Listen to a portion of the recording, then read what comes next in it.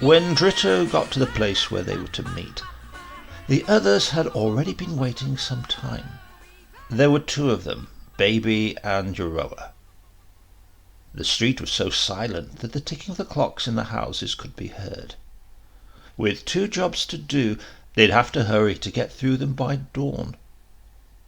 "Come on," said Dritto. "Where to?" they asked. But Dritto was never one to explain about any job he was going to do. "Come on now," he replied. And he walked along in silence, through streets empty as dry rivers, with the moon following them along the tram lines, Dritto ahead, gazing around with those restless yellow eyes of his nostrils moving as if they were smelling something peculiar. Baby was called that because he had a big head, like a newborn baby, and a stumpy body. Also perhaps because of his short hair and pretty little face with its small black moustache. All muscle, he moved so softly he might have been a cat. There was no one like him at climbing up walls and squeezing through openings, and Dritto always had a good reason to take him along. "Will it be a good job, Dritto?" asked Baby. "If we bring it off," answered Dritto, a reply that didn't mean much.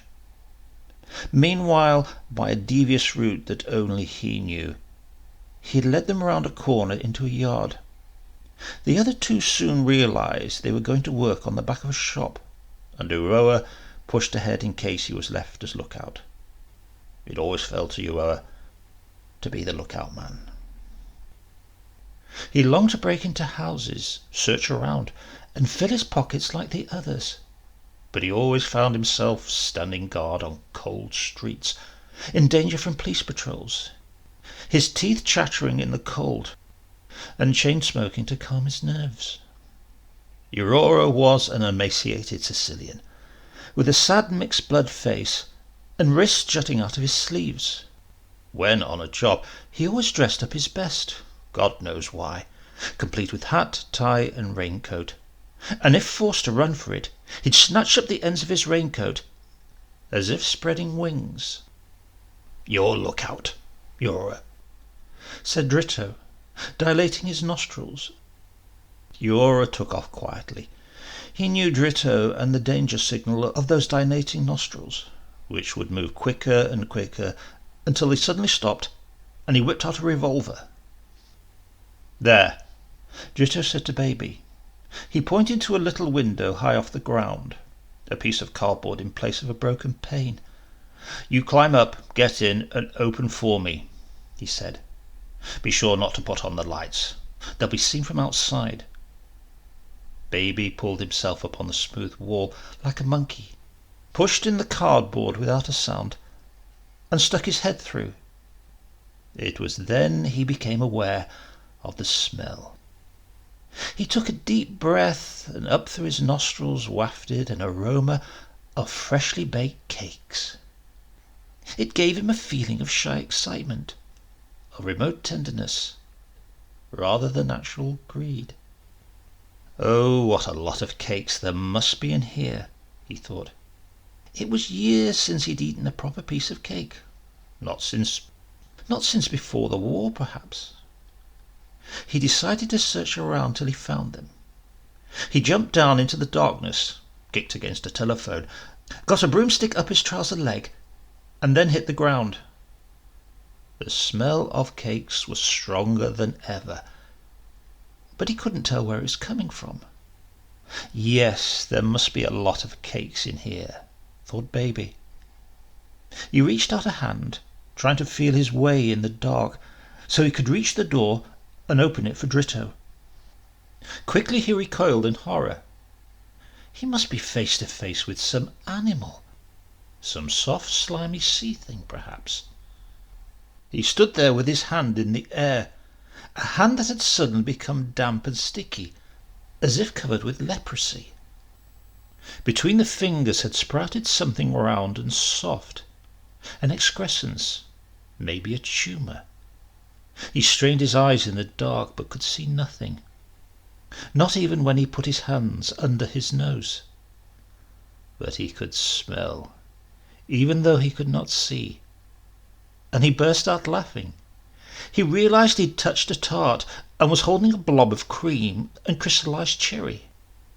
At once he began licking the hand and groping around with the other at the same time. It touched something solid but soft, with a thin covering of fine sugar. A doughnut. Still groping, he popped the whole of it into his mouth and gave a little cry of pleasure on discovering it had jam inside. This really was the most wonderful place. Whatever way he stretched out his hand in the dark, it found some new kinds of cakes. Suddenly, he became aware of an impatient knocking on the door nearby. It was Dritto waiting to be let in. As Baby moved towards the sound, his hands first bumped into a meringue and then into an almond cake. He opened the door and Dritto's flashlight lit up his little face, its moustache already white with cream. "It's full of cakes here," exclaimed Baby, as if the other did not know. "There isn't time for cakes," said Dritto, pushing him aside. "We've got to hurry." And he went ahead, twisting the beam of his flashlight around in the dark. Everywhere it touched, it lit up rows of shelves, and on the shelves rows of trays, and on the trays rows of cakes of every conceivable shape and colour, tarts filled with cream that glittered like candle wax, piles of sugar-coated buns, and castles of almond cakes. It was then that a terrible worry came over Baby, the worry of not having time to eat all he wanted, of being forced to make his escape before he had sampled all the different kinds of cakes, of having all this land of milk and honey at his disposal for only a few minutes in his whole life. And the more cakes he discovered, the more his anxiety increased, so that every corner and every fresh view of the shop that was lit up by Dritto's flashlight seemed to be about to shut him off. He flung himself at the shelves, choking himself with cakes, cramming 2 or 3 inside his mouth at a time, without ever tasting them. He seemed to be battling with the cakes as if they were threatening enemies, strange monsters besieging him, a crisp and sticky siege which he must break through by the force of his jaw. The slit halves of the big sugared buns seemed to be opening yellow throats and eyes at him, the cream horns to be blossoming like flowers of carnivorous plants. For a horrible moment, Baby had the feeling that it was he who was about to be devoured by the cakes. Dritto pulled him by the arm. "The till," he said. "We've got to open the till." At the same time, as he passed, he stuffed a piece of multicoloured sponge cake into his mouth, a cherry off a tart, and then a brioche, hurriedly, as if anxious not to be distracted from the job at hand. He had switched off his flashlight. "From outside they could see us clearly," he said. They had now reached the front of the pastry shop, with its showcases and marble countertops. Through the grilled shutters the light from the street entered in streaks. Outside they could see strange shadows on the trees and houses. Now the moment had come to force the till. "Hold this," said Dritto, handing the flashlight to Baby, with the beam pointing downward, so it could not be seen from outside. But Baby was holding the flashlight with one hand and groping around with the other. He seized an entire plum cake and, while Dritto was busy at the lock with his tools, began chewing it as if it were a loaf of bread. But he soon tired of it and left it half-eaten on the marble slab. "Get away from there! Look what a filthy mess you're making!" hissed Dritto through clenched teeth. In spite of his trade, he had a strange respect for tidy work. Then he couldn't resist the temptation either, and stuffed 2 cakes, the kind that were half sponge and half chocolate, into his mouth. though without interrupting his work.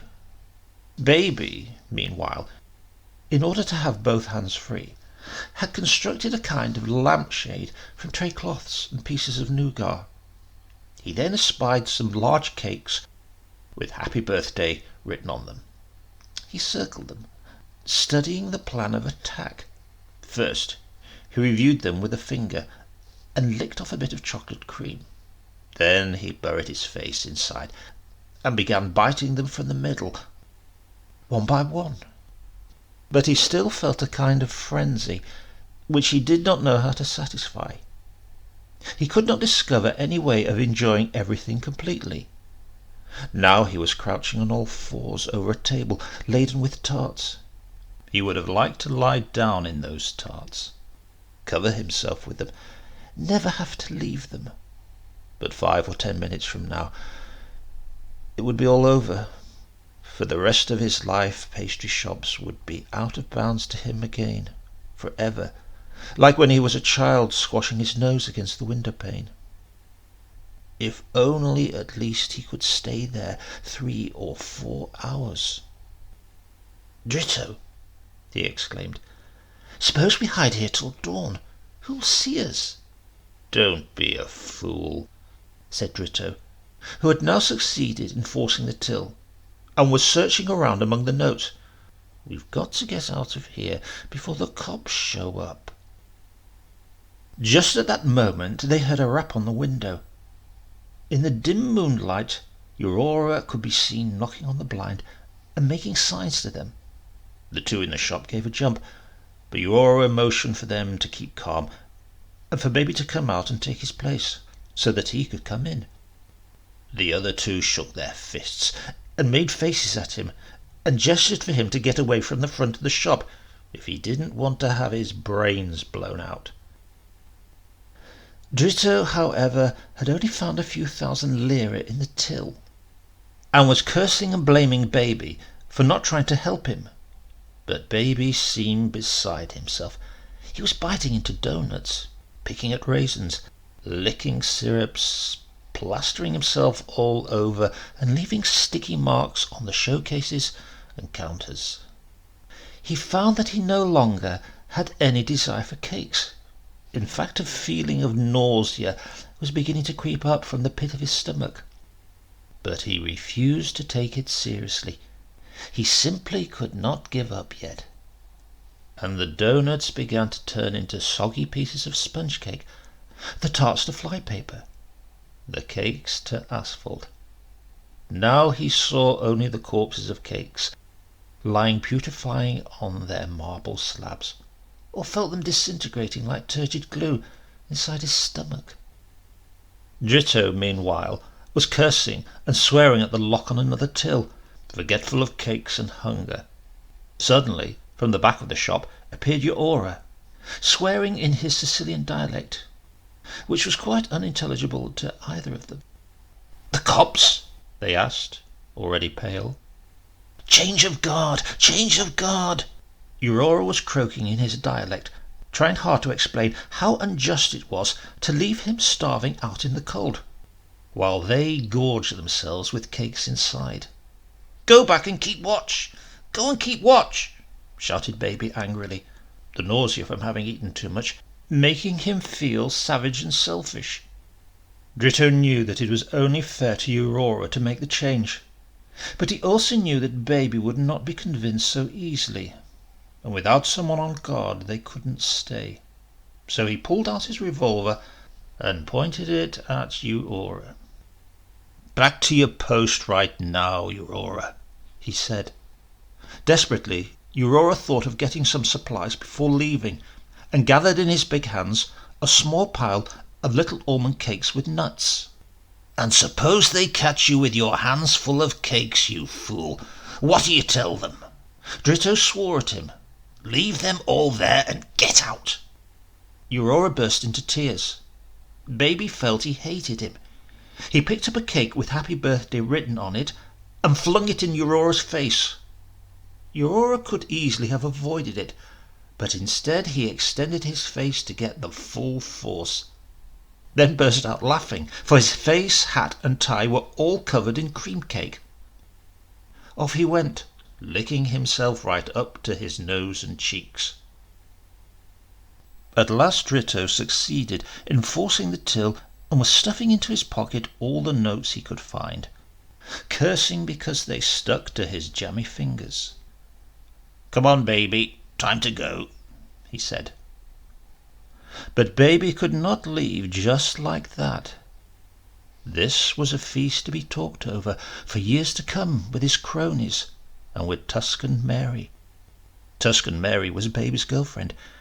She had long smooth legs and a face and body that was almost horse-like. Baby liked her because he could curl himself up and wind around her like a cat. Yora's second entrance interrupted the course of these thoughts. Dritto quickly pulled out his revolver, but Yora shouted, "The cops!" and rushed off, flapping the ends of his raincoat. Dritto gathered up the last few notes and was at the door in a couple of leaps, with baby behind. Baby was still thinking of Tuscan Mary, and it was then that he remembered he might have taken some cakes for her. He never gave her presents, and she might make a scene about it. He went back, snatched up some cream rolls, thrust them under his shirt. Then, quickly realizing that he'd chosen the most fragile ones, looked around for more solid things, and stuffed them into his bosom too. At that moment he saw the shadows of policemen moving on the window, waving their arms and pointing at something at the end of the street. One of them aimed a revolver in that direction and fired. Baby squatted down behind a counter. The shot did not seem to have hit its target. Now they were making angry gestures and peering inside the shop. Shortly afterwards he heard them finding the little door open and then coming in. Now the shop was teeming with armed policemen. Baby remained crouching there, but meanwhile he found some candied fruit within arm's reach and chewed at slivers of citron and bergamot to calm his nerves. The police had now discovered the theft and also found remains of half-eaten cakes on the shelves, and so distractedly they too began to nibble little cakes that were lying about, taking care, though, to leave the traces of the thieves. After a few moments, becoming more enthusiastic in their search for evidence, they were all eating away heartily. All of a sudden he felt a thick liquid oozing up from between his skin and his shirt, and a mounting nausea from his stomach. He was so dizzy with candied fruit that it was some time before he realized that the way to the door was free. Later, the police described how they'd seen a monkey, its nose plastered with cream, swing across the shop, overturning trays and tarts, and how, by the time they had recovered from their amazement and cleared the tarts from under their feet, he had escaped. When Baby got to Tuscan Mary's and opened his shirt, he found his whole chest covered with a strange sticky paste. And they stayed till morning, he and she, lying on the bed, licking and picking at each other, till they had finished the last crumb of cake and blob of cream. Yeah!